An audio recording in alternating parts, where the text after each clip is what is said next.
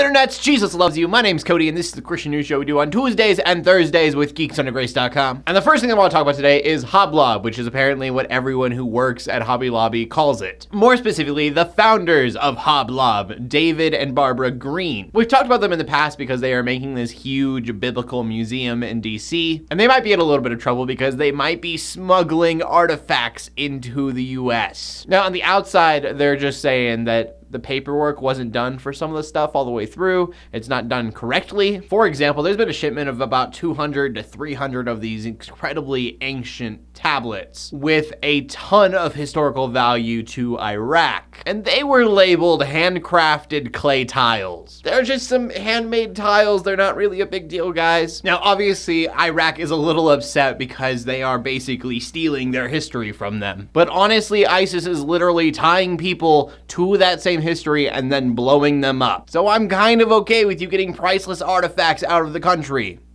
along with human beings. That would be cool too. Next up, we need to talk about China. You may or may not know, but they are only allowed to have one child per household. This has been like a thing since the 70s. If you did have more than one, you were usually getting an abortion, giving it up for adoption, or getting crazy fees. The news of the day, though, is that that is no longer the case, and now you are allowed to have 2 kids. And here's why that news matters. A lot of people are saying, it's going to be less abortions, which, yes, kind of. I mean, if the speed limit is 60 miles per hour, somebody is probably going to go 65 miles per hour. If you bump that speed limit up to 70, they're probably going to go 75 miles per hour. It's still going to happen. They just have to catch up to it. And the other thing that excites me is kind of the same issue, but less adoptions. And the reason that that is a good thing, oftentimes the situation really isn't they're giving them up for adoption. There is somebody that will contact them and say, hey, we'll take your kid, we'll take care of them, they'll be in a better place, you don't have to worry about fees. In fact, we'll pay you, so you won't just be losing money, you'll be getting money. For the parent, it sounds like a win-win, but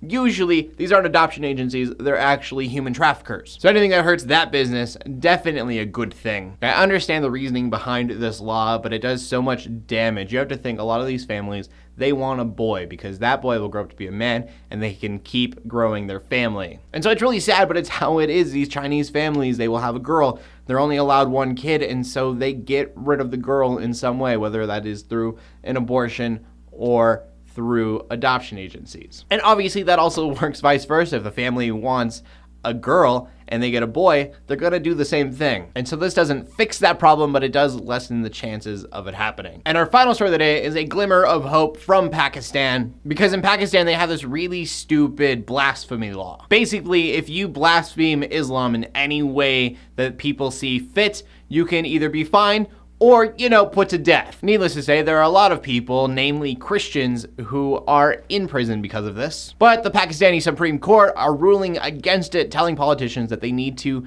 re-evaluate this law completely. Sadly, that means it's probably not going to be destroyed, but maybe it can be a little more specific so the Christians know what and what not to do to get killed besides just be a Christian. And so needless to say, prayers out to the Christians and everyone else who is not Muslim basically in Pakistan. Muslims probably need your prayer too, but not in this specific situation because they're not blaspheming their own religion. Question of the day, guys, brings us back to our first story of the day. Do you think that it is right or wrong for Hobby Lobby to be basically stealing history from Iraq, even though it's kind of dangerous where it's at? What outweighs which? I want to know what you guys have to say, so please leave a comment in the comment section down below. I don't know if I actually said words there, but we'll see.